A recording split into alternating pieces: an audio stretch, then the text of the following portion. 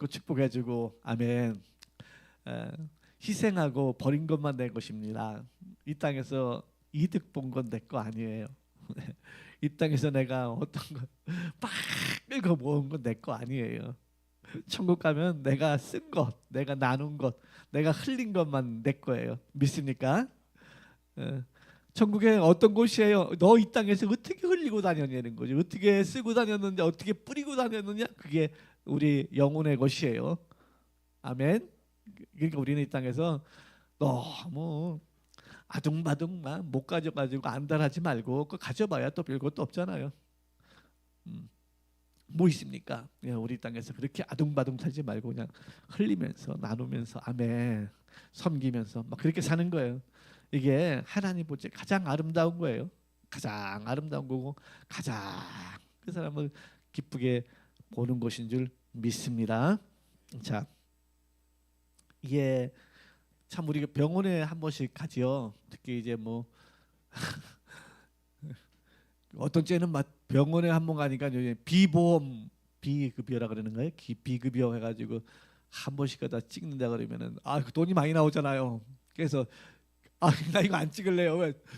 비급여니까 몇십만 원이 나오니까 이게 보험 처리가 되면 아무리 비싸도 몇만 원이면 되는데 웬만하면 그러니까 이거 안 찍을래요. 막 이렇게 나오는 경우도 있잖아요. 그래. 근데 병원에 가면 그 검사를 그렇게 많이 해요. 뭐 사실 대학병원 같은 데 가면은 검사하는 게 치료 의사 한 번 만나는 것보다 검사하는 게 그렇게 많은지 너무 힘들고 어려워요. 그러니까 막 검사하다가 막 명 짧은 사람 돌아가시겠어. 검사하다가 막 피 뽑으라 또 피 뽑으라 오줌 넣고 하라 또 뭐 하라 혈압 재야죠. 뭐 이렇게 검사가 많은지 그렇게 검사를 많이 해요. 근데 이 검사가 필요 없어서 하는 게 아니고 정확한 몸 상태를 체크해 가지고 합당한 처방을 하기 위해서 검사를 하는 겁니다. 그래서 우리는 더디더라도 그런 검사를 다 받지요.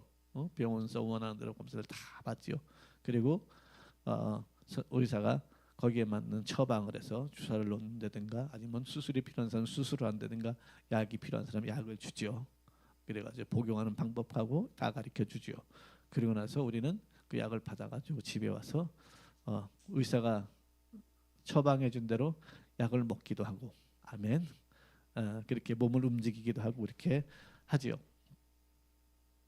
그렇습니다. 아무리 처방이 정확했고 아무리 진단은 정확고 처방이 정확해도 그 약을 가지고 가서 먹지 않고 그냥 처방만 놓는다면은 그 약은 그 사람에게 아무런 효능을 나타낼 수 없습니다. 먹어야 합니다. 먹어야 해요. 할렐루야. 이처럼 우리도 복음을 받아들여야 되는데 복음을 받아들이지 않고 귀로만 듣고 이해 아무리 해봐야 소용없습니다. 머리로 아무리 이해하고 고개만 끄덕끄덕 알았어. 이거 뭐 훌륭한 말. 아무리 훌륭한 말씀도 소용없어요. 조영기 목사님이 다시 살아나서 그 훌륭한 말씀을 전해도 소용없어요. 아무리 훌륭한 말씀도 듣는다고 살아나는 게 아니고 그 말씀이 자기에게 받아들여져야 됩니다. 할렐루야. 받아들여져야 그 말씀이 역사되어지는 것이죠. 예수님께서도 그랬잖아요. 베드로에게도 야 밤새도록 물고기 잡았는데 못 잡으니까 요쪽으로 내려봐라. 깊은 쪽으로 내려라. 그러니까 베드로가 밤새도록 내가 수고했지만 이제 보따리 싸가지고 집에 가려고 그러는데 말씀을 의지해서 한번 내려보겠습니다. 내렸잖아요. 아멘. 내렸지요. 근데 여기서는 그냥 오늘은 글렀어요. 보따리 싸가지고 갈랍니다. 갔으면 어떻게 됐을까요? 하나도 못 건졌지요. 그냥 혼내라고 한 거죠. 근데 말씀을 의지해서 내렸기 때문에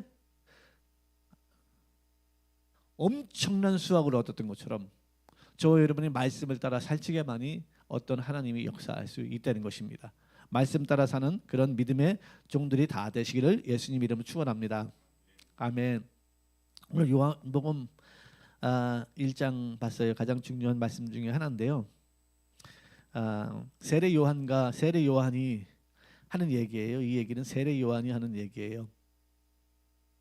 세례 요한은 우리가 잘 아는 것처럼 이스라엘의 400년 동안 지도자가 없는 시대, 공백기라에 선지자가 없는 시대가 있었어요. 그것을 중간기라고 얘기합니다. 중간기란 얘기하는데 이 시대에 선지자가 말라기 이후로 선지자가 없었어요. 그러니까 어떻게 어떤 사람들이 일어나요? 뭐 우리가 성경에서 보니까 SNF라든가 또 뭐 사두개인 또 뭐 바리새인, 서기관 이런 사람들이 지도자로 일어나는 거예요. 왜 그렇잖아요. 어떤 그런 빛이 없으면 뭐 쫄개들이 막 일어나는 것처럼 그렇게 일어나는 거예요. 그런 사람들이 일어나서 저기 백성들을 가리키는 거. 왜 우리가 망했는지 아느냐? 하나님의 말씀을 따르지 않아서 그런 거야. 그러면서 뭐 가리키는 사람들도 있었고 막 이렇게 성경 강의를 하면서 이제 막 그게 400년 동안 계속 이어져요. 그래도 하나님이 누군가에게 기름 부으셔가지고 아멘. 누군가에게 기름을 막 부으셔가지고 성령 충만한 사람이 없는 거예요. 성령 충만. 그러니까 선지자가 없는 그런 시대가 400년이 선지자 시대가 없는 400년이 그걸 암흑기라 그럽니다. 암흑기 시간이 400년이 딱 지나간 거예요. 그러니까 거기서 바리새인 또 서기관 SNF파 사두개인 이런 사람들이 지도자가 일어나는 거죠. 그런데 갑작스럽게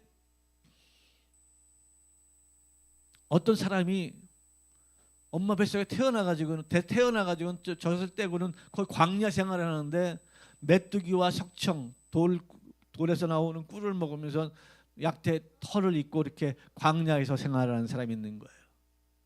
그러니까 온 이스라엘이 집중을 하는 거죠. 저 사람이 메시아인가?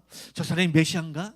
저 사람이 오실 그인가? 그래서 그에게 막 집중된 거예요. 그게 막 집중돼 있는 거예요. 그 광야에서 그렇게 이상하게 사니까 그러다가 이분이 갑작스럽게 요단강에 와가지고 가까이 오면서 이제 이스라엘 향하여 외칩니다. 회개하라 독사의 새끼들아, 회개하라. 그러면서 막 회개를 외치는 거예요.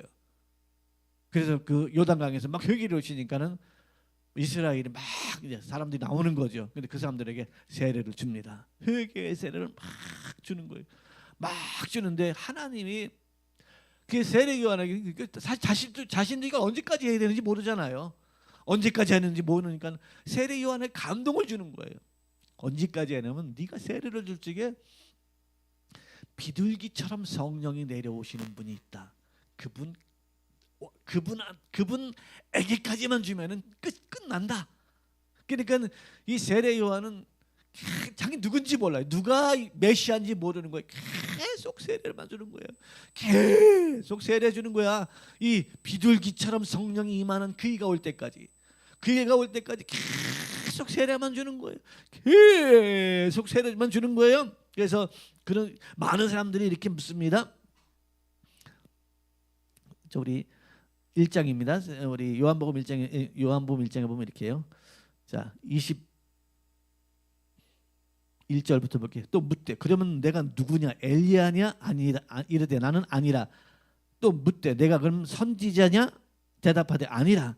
또 말하되 누구냐? 우리를 보낸 이들에게 대답하게 하라. 너는 내게 대하여 무엇이라 하느냐? 그러니까 이 세례 요한이 23절에 이렇게 하면 이르되 나는 선지자 이사야 말과 같이 주의 길을 곧게 하라고 강야에 외치는 자의 소리로다. 이런 거예요. 나는 누구냐? 나는 그분이 오실 길을 닦는, 그분이 오실 길을 곧게 하는 광야에게 외치는 자의 소리다라는 거예요. 그들은 바리새인들을 보낸지라게. 또 25절 보면 또 물어 이르되 만일 내가 그리스도도 아니요 엘리야도 아닐진데. 근데 원래 그리스도가 메시아인데 여기 한데 이 헬라의 지배 아래 있다 보니까 로마 헬라가 하도 오랫동안 지배하다 보니까 이제 히브리어가 아니고 이제 헬라어로 쓰는 거예요. 그러니까 그리스도도 아니요 엘리야도 아니요 그 선지자도 아닐진데 세례를 왜 베푸느냐, 세례를 왜 하느냐 하는 거야. 요한이 대답하되 나는 물로 세례를 베풀거니와 나는 물 세례를 주지만 너희 가운데 너희가 알지 못하는 한 사람이 섰으니 곧 내 뒤에 오시는 그이라. 나는 그의 신발끈을 풀기도 감당하지 못하겠노라. 그러니까 자기를 비유하는 거예요. 나는 어떤 존재냐? 내 뒤에 엄청난 나는 물로 세례를 베풀지만 그는 불로 세례를, 그러니까 불로 심판한다는 분이죠. 지옥으로 끌고 가는 게 지옥을 보낼 수 있는 그분이 오는데 나는 어떤 존재냐? 그분의 신발끈도 풀 수 없을 만큼 정말 작은 자다. 아멘. 정말 작은 자다 이런 거예요. 요한이 이게 세례를 그렇게 계속 베푼 거예요. 그리고 나서 그 다음 날이 됐어요. 하루 첫날이 그렇게 지나가고 그 다음 날이, 그러니까 요한의 요단강 부흥회는 계속 이어지는 거예요. 요한의 요단강의 부흥회는 계속 이어지는 거예요. 그 다음 날이 됐는데 예수께서 자기에게 나오는 거예요. 아멘. 예수께서 자기에게 나오는, 요한이 자기도 하나님의 영이 감동이 돼가지고 느닷없이 던지는 소리가 29절입니다. 이튿날 요한이 예수께서 자기에게 나오심을 보고 이르되 보라, 세상 죄를 지고 가는 하나님의 어린 양이로다. 아멘. 어린 양이로다. 자, 30절에 보면 내가 전에 말하기를 내 뒤에 오는 사람이 있는데 나보다 앞선 것은 그가 나보다 먼저 계심이라 한 것이 이 사람을 가리킴이라. 저는 이 성경을 보면서요, 참 이 요한, 사도 요한이 세례 요한도 하나님이 엄청난 걸 보여준 거예요. 그죠? 사실 세례 요한은 요한보다, 예수님보다 형이잖아. 그죠? 친족이고 먼저 태어났잖아. 뭐 발목만 잡고 나와도 형인데, 그죠? 발목만 잡고 나와도 형이라 그러는데 몇 개월, 6개월 정도 먼저 태어났잖아요. 그 형이잖아. 형인데 모르는 거야. 그런데 그분이, 내가 세례를 베푸는 그분이 올지, 그분은 나보다 먼저 계신 분이라. 그러니까는 뭐야? 이 요한복음에서도 그런 말씀이 있죠. 아브라함도 알고 네가 누구도 알고 누구도 아니야. 나는 아브라함 전에 있느니라. 아브라함 전부터 있느니라. 예수님이 자신을 소개하잖아요. 나는 아브라함 이전부터 있었느니라 그러잖아요. 근데 오늘 30절 보니까요. 그가 나보다 앞선 것은 그가 나보다 먼저 계심이라. 그죠? 나보다 앞선 것은 그가 나보다 먼저 계심이란 것이 이 사람을 가리킴이라. 나도 그를 알지 못하였으나 내게 와서 물로 세례를 베푸는 것은 그를 이스라엘에 나타내려 하려 함이니라. 내가 세례를 주는 이유는 뭐냐? 바로 이분을 나타내려 하려 함이라 라고 한 거예요. 자, 그리고 나서 우리 이 32절부터 볼게요. 32절. 요한이 또 증언하여 이르되 내가 보매 성령이 비둘기같이 하늘로부터 내려와서 그 위에 머물러 있더니. 요한도 뭐야? 나도 그를 알지 못하였으나 나를 보내어 물로 세례를 베풀라 하신 그이가 나에게 말씀하시되 성령이 내려서 누구 위에든지 머무는 것을 보거든 그가 곧 성령으로 세례를 베푸는 이인 줄 알라 하셨기에 내가 보고 그가 하나님의 아들이심을 증언하였노라. 이게 예수님을 소개하는 장면이죠. 아멘. 세례 요한은 예수님을 소개하는 그런 장면인 거예요. 예수님이 드디어 세상에 이거 한마디로 그죠? 공생애라 그러잖아요. 예수님이 공적인 생애. 그 전에는 뭐예요? 사적인 삶이었죠. 사적인, 자기 개인적인, 아버지가 목수였기 때문에 목수 일을 하는 사적인 삶이었고, 요때 이후로 우리는 보통 신학에서는 예수님의 공생애라고 말합니다. 우리는 언제부터 예수의 그 생애를 재현하는 거예요? 성령 받고부터. 그때부터 그 전까지는 어떻게 해요? 다 그냥 우리 엄마 아버지의 삶, 우리 엄마 아버지, 우리 그냥 이 땅에 있는 삶이었는데, 우리는 성령 받은 다부터 어떻게 해요? 우리 성령의 사람이잖아요. 아멘. 성령의 사람이잖아요. 이 땅에 있는 우리 살아가는 살 동안에 지지고 볶고 살면서 힘든 일도 있고 즐거운 일도 있고 낙심하는 일도 있고 절망적인 일도 있고 막 이렇게 막 많은 아픔도 있고요. 또 때로는 기쁜 일도 있고 뭐 때문에 기쁘고 뭐 때문에 좋고 이런 일도 있지만 이거는 다 육체에 속한 것이고, 우리가 성령을 받고 나면은 성령의 사람이 되면 예수의 증인으로 살아야 합니다. 이게 우리 교회가 하는 일이에요. 그래서 예수의 증인으로 살아야 합니다. 왜? 예수는 바로 처방전이기 때문에 그렇습니다. 그래서 하나님이 처방전으로 우리에게 뭘 줬냐? 예수를 준 거예요. 그럼 예수를 준 이유는 뭐냐? 하나님이 진다는 거예요. 인류의 모든 사람들이 이 저주가 왜 와 있냐는 거예요. 도대체 이 사람들에게 저주가 왜 와 있느냐? 왜 저 사람은 죽음이라는 것을 두려워하고 살고 있느냐? 왜 질병에 걸리면 왜 힘들어하느냐? 이것 때문에 죽는 거 아닌가? 이것 때문에 죽는 거 아닌가? 그래서 이 질병 때문에 두려워하고 죽음이라는 것 때문에 두려워하고 가난이 왜 힘든가? 힘들고 어려워서 내가 가난하다, 정말 너무나도 가난한 인생을 사는데 이것이 1년만 지나면 난 부자가 될 수 있다 그러면 버티기 힘들 것인데, 그렇죠? 이것이 1년, 2년이 아니고 지속적으로 진짜 내가 죽을 때까지 이런 가난 속에 살아야 된다 그러면 얼마나 힘들어요. 그렇죠?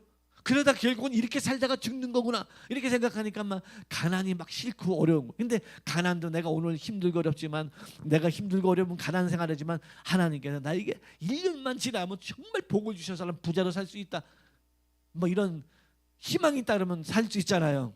근데 막 그런 것이 없으니까 절망 속으로 계속 빠지고 그러니까 얼굴에 힘이 없고 낙심청만하고 그냥 막 되는 것도 없고 힘들고 막 주위에 있는 사람 다 힘든 거예요. 나보다 다 행복한 것 같은 거야. 제가요 조사해 본 결과 고난에 고난에 예, 인간이 당해야 될 고난의 그 평점이 있는데 다 똑같대요. 어떤 사람 몰아오고 어떤 사람 나눠오는 거야. 인간이 당하는 고난은 다 똑같대요. 그러니까 왜 나만 겪는 고난이냐고 하지만 노래도 있잖아. 모든 사람이 고통을 겪는 거예요. 아셨죠? 아멘. 그러니까는 어떤 가정에 힘든 거, 개인의 힘든 일 있으면 나만 아파하고 나만 힘든 거. 누구는 잘 돼. 아니 그 사람들 다 똑같이 아픔을 가지고 살아가는 사람들이에요. 똑같이 고난을 공부를 많이 한 사람도 그렇고요. 돈이 많은 사람도 그렇고 다 고통 속에 살아가는 거예요. 다 아픔 속에 살아가고 있는 거예요. 어떤 사람은 그 훈련이 잘 돼서 아픔을 잘 이겨내고 나가는 것이고 어떤 사람은 그 아픔을 못 이겨서 자살하는 사람도 있고 그냥 모든 걸 포기해버리는 사람도 있고 그런 거예요. 근데 우리는 어떻게 해요? 예수와 함께 그 아픔을 같이 이겨나가는 거예요. 아멘. 주님과 함께 그 아픔을 같이 이겨나가는 거예요. 주님과 함께 그 아픔을 왜? 우리는 그게 본질이 아니기 때문에 우리의 본질은 예수 그리스도잖아. 할렐루야. 우리의 본질은 예수 그리스도이기 때문에 그냥 이런 거 그냥 막 지나가는 거예요. 지나가는 거야. 그래서 아픔도 지나가다 보면은 처음에 너무 아팠다가 조금 무뎌지고 또 무뎌지고 그러다 기억만 남고 그리고 지나가고 그렇게 살아가는 것입니다. 아멘. 이게 이제 우리 순례자 복음을 가진 순례자들의 길의 여정이잖아요. 아멘. 그게 누가 힘들어하거든 저 사람 저주받아서 그렇다 비아냥대는 것보다도 그냥 그 정지하기보다는 그냥 많이 아프겠다. 저도 이제 이번 주에 어느 목사님이 뭐 느닷없이 나를 보고 막 엉엉 우니까 내가 더 황당하더라고요. 내가 더 황당한 거예요.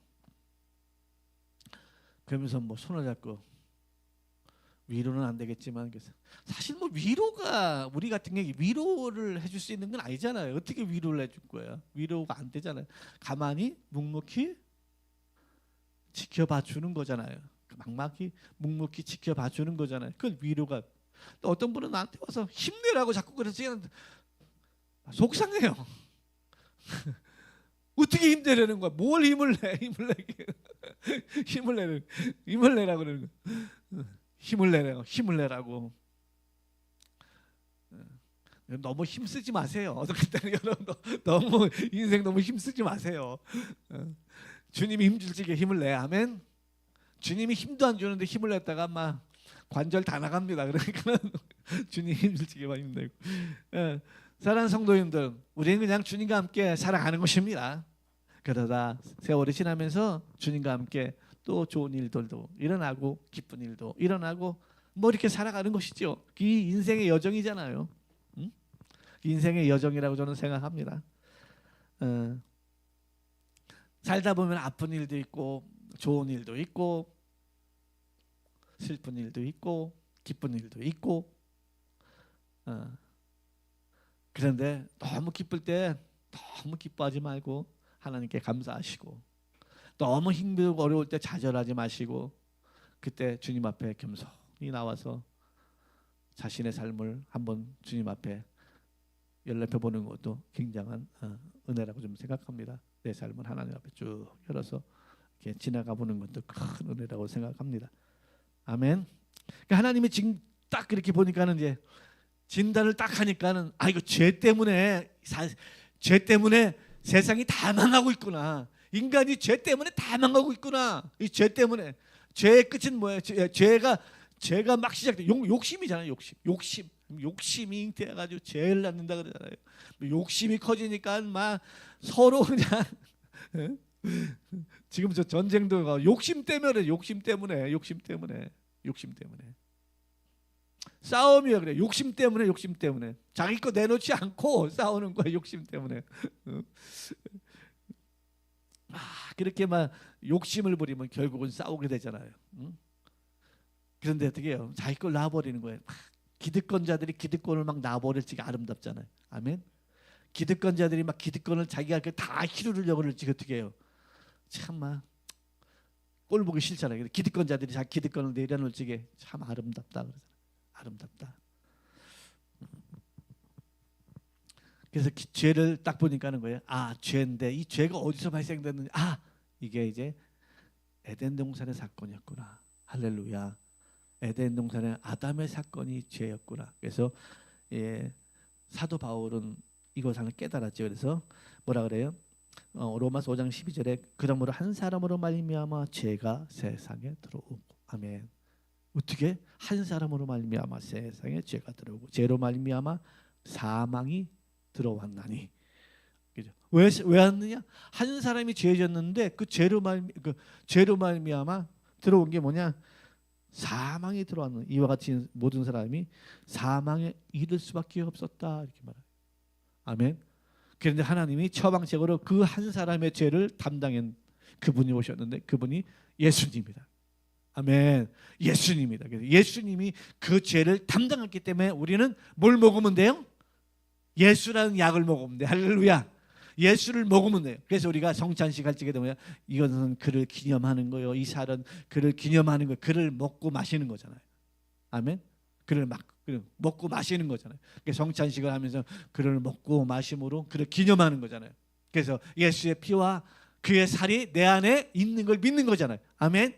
그게 있는데 육신에 있는 게 아니고 뭐예요? 우리 영 안에. 할렐루야. 우리 영혼 안에 그의 살과 피가 있는 걸. 그래서 그의 피와 살이 있으니까 어떻게 해요? 우리는 사망에 이르지 않냐고 영생에 이른다는 거예요. 할렐루야. 사망에 이르지 않냐고 영생에 이른다는 거예요. 우리 뭐가 있어가지고 예수의 살과 예수의 피가 우리 안에 있어가지고 사망으로 들어가지 않고 영생에 들어간다는 거예요. 아멘. 그걸 우리는 믿는 거죠. 그럼 믿으면 어떻게 해요? 이제부터 믿음으로 살라는 거죠. 너 믿느냐? 믿어요.